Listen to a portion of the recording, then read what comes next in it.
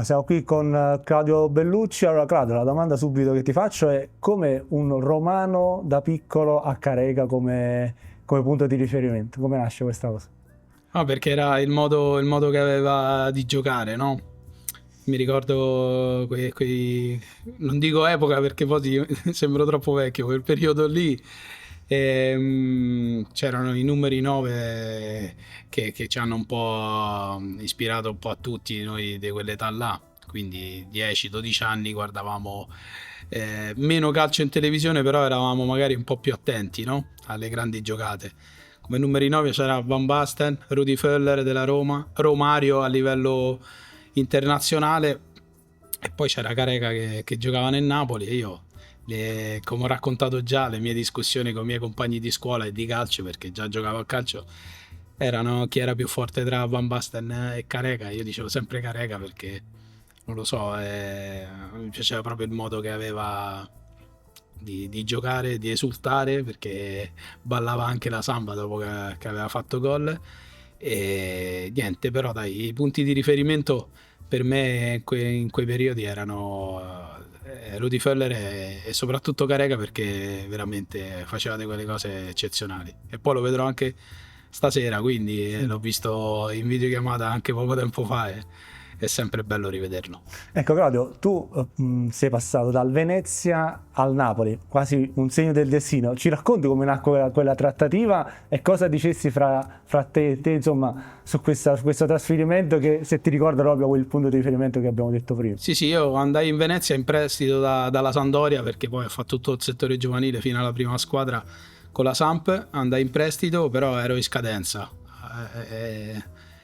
E quell'anno là a Venezia feci tantissimi gol e ci fu l'interesse del Napoli, però ero di proprietà ancora della Sampdoria, e il Napoli mi comprò, si potevano fare ancora le comproprietà in comproprietà, e logicamente quando sentì il Napoli, insomma, è stata un'emozione incredibile, perché far parte di una società storica dove ha giocato il migliore giocatore di tutti i tempi, e il mio idolo da bambino, e poter indossare quella maglia.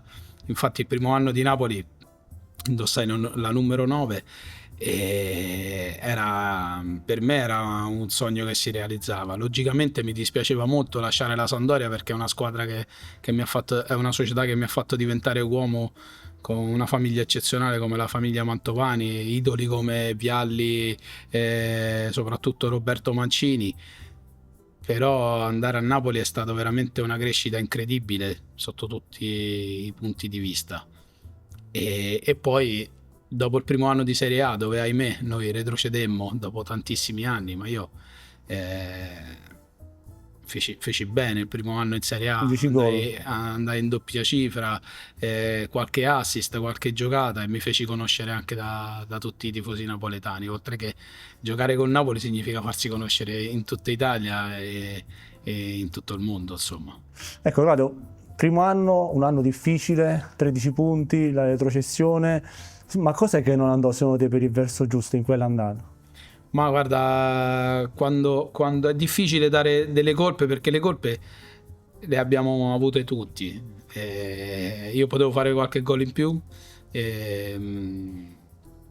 Abbiamo cambiato tanti allenatori, tanti giocatori, tanti direttori sportivi, giocatori che andavano, giocatori che arrivavano, e nonostante tutto io dico che eravamo una buona squadra. Non possiamo paragonarla col calcio di oggi, perché quando siamo retrocessi con Napoli, dentro al Napoli avevamo 4-5 giocatori di under 21, Pino Tagliatela in porta, che non era in nazionale, ma poco che ci mancava.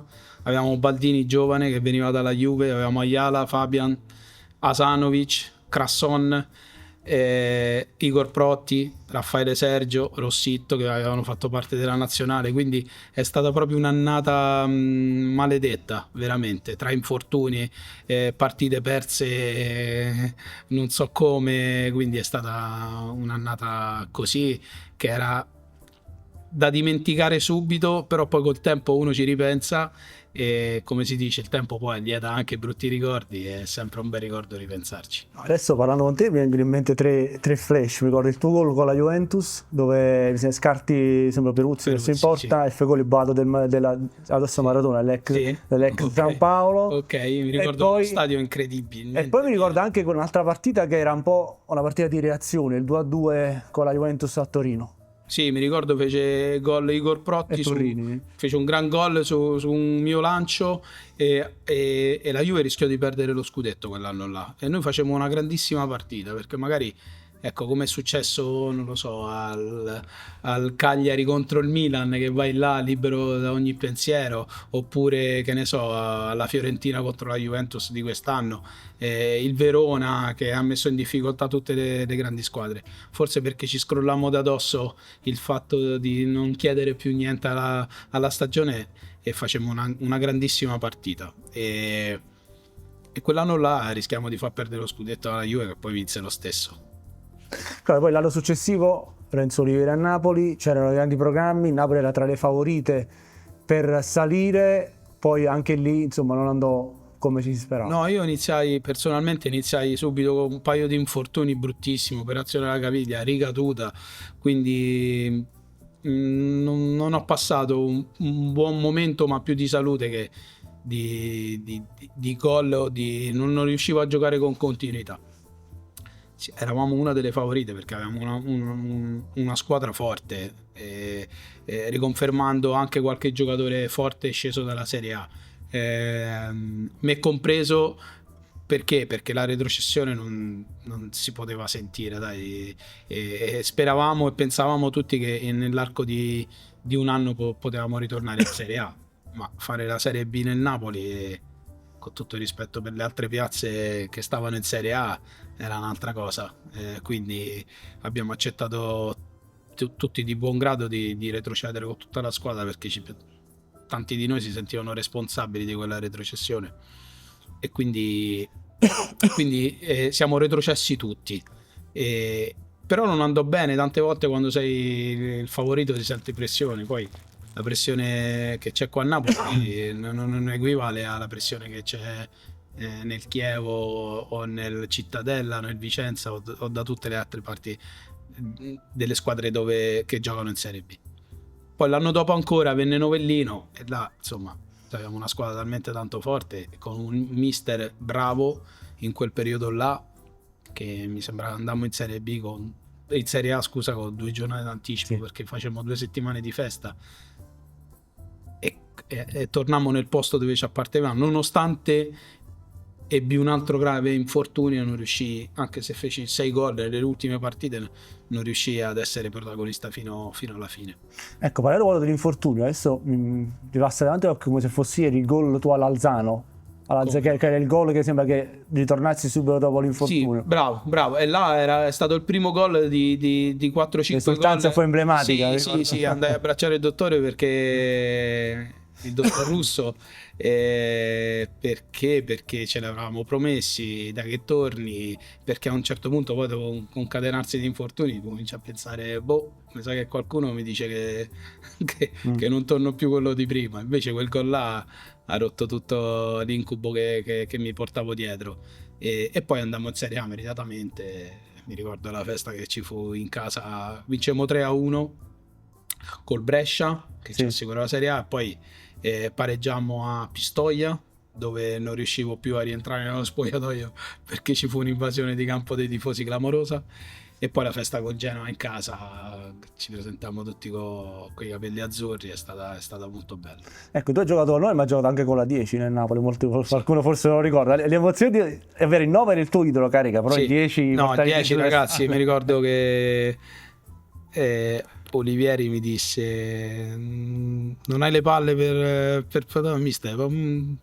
Come non ce l'ho? Allora tra i compagni così scelsi la 10, che insomma è un ricordo che porterò sempre nel cuore, aver giocato con la numero 10 dell'innominabile, perché ragazzi, Diego Armando Maradona è stato veramente un uomo e un giocatore fuori da ogni logica, veramente più grande di tutti. Ecco, poi l'altro anno in Serie A, due presidenti, Ferlaino e Corbelli. Penso sia stato un unicum nella tua storia calcistica. Come vivevate questa divisione da 50 e 50? No, malissimo, io l'avevo malissimo perché io il rapporto l'avevo con Ferlaino, quindi è lui che mi portò a Napoli, e con Corbelli non ebbi un grandissimo rapporto, per non dire brutto. Infatti decisi di non rinnovare perché sapevo che Ferlaino non sarebbe rimasto e andai via da Napoli. E quindi non è stato anche là un campionato strano, potevamo salvarci tranquillamente, non ci siamo salvati, ma Corbelli veramente quel periodo là nello spogliatoio e nella società ha portato veramente scompiglio, ci voleva pochissimo perché eravamo una buona squadra, non da retrocessione, tant'è vero che siamo retrocessi all'ultima giornata a Firenze perdendo, mi sembra 2-1, una cosa del genere. Quindi ci voleva pochissimo, ma quell'anno là quando è arrivato lui si era rotto qualcosa, insomma, con la squadra.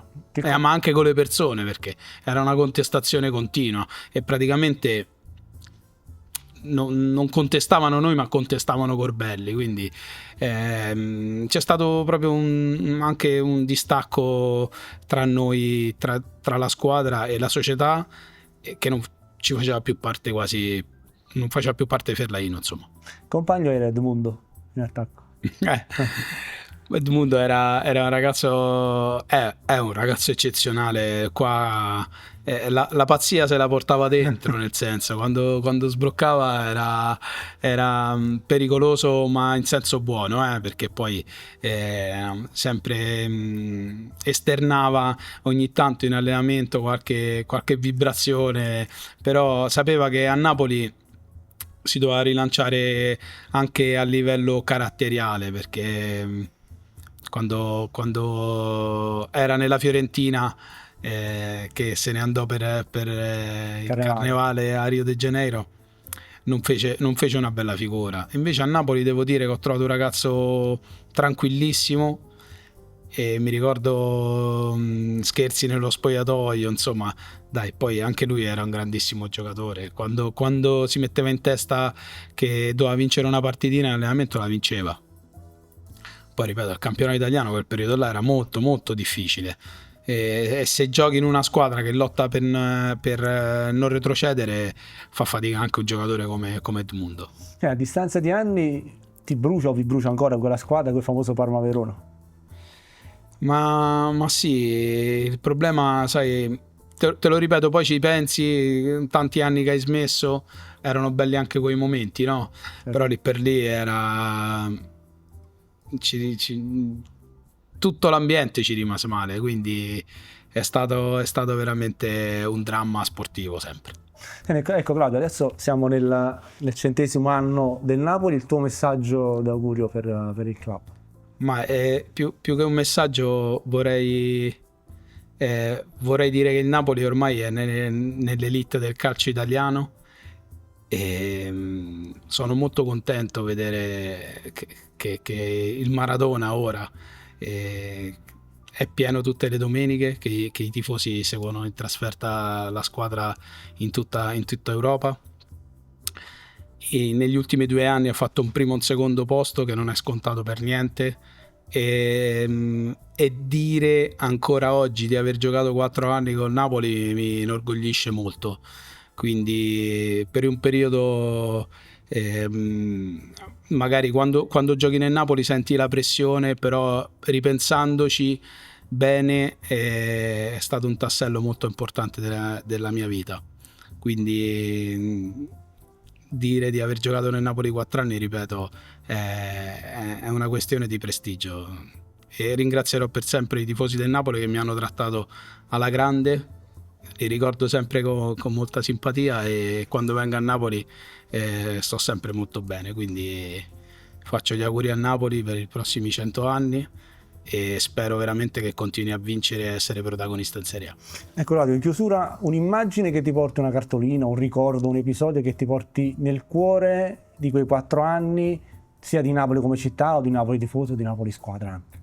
Io penso il primo gol che ho fatto con la maglia del Napoli contro l'Empoli, che vincemmo 2-1, mi ha fatto sentire finalmente un calciatore vero di Serie A, perché quel boato dell'allora San Paolo ti rimbomba nella testa. Poi se ne possono dire altri, però penso che il primo gol in Serie A con Napoli alla prima giornata al San Paolo con lo stadio pieno è stato fantastico e quello non si dimentica mai. Ok. Ok.